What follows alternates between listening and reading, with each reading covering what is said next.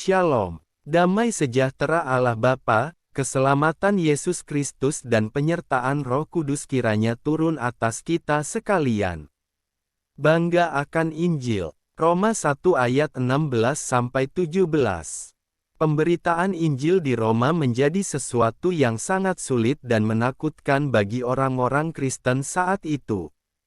Injil diidentifikasikan dengan seorang tukang kayu Yahudi yang miskin dan mati tersalib, sedangkan bangsa Romawi tidak pernah menghargai bangsa Yahudi dan penyaliban merupakan hukuman mati yang paling hina untuk penjahat pada masa itu. Oleh sebab itu, berita Injil sangat diremehkan, dan hal ini menciutkan nyali orang-orang Kristen untuk memberitakan Injil.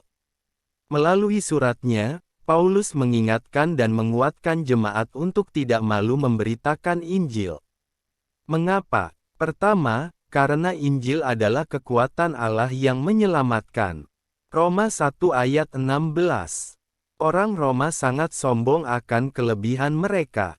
Tetapi, apa yang dianggap membanggakan bagi mereka tidak dapat menyelamatkan mereka. Kedua, karena Injil menyatakan kebenaran Allah. Roma 1 ayat 17a. Kehebatan orang Roma tidak dapat menolong mereka untuk hidup benar, tetapi sebaliknya mereka makin terjerumus dalam dosa dan tidak dapat lepas darinya. Sedangkan Injil bukan hanya menuntun orang kepada keselamatan, melainkan juga menuntun orang untuk hidup dalam kebenaran. Ketiga, karena perbuatan baik sebanyak apapun tidak dapat menyelamatkan mereka.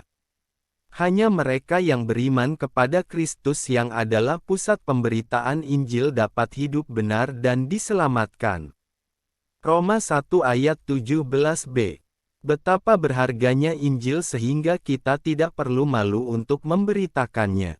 Bagaimana kita memandang Injil hari ini? Apakah kita menganggapnya sebagai sesuatu yang berharga atau memalukan? Jika orang Roma saat itu mengagungkan kaisar sehingga perkataannya didengarkan dan didengungkan dengan segera, bukankah kita seharusnya lebih menghargai Injil dan bersemangat untuk menyampaikannya kepada sesama kita?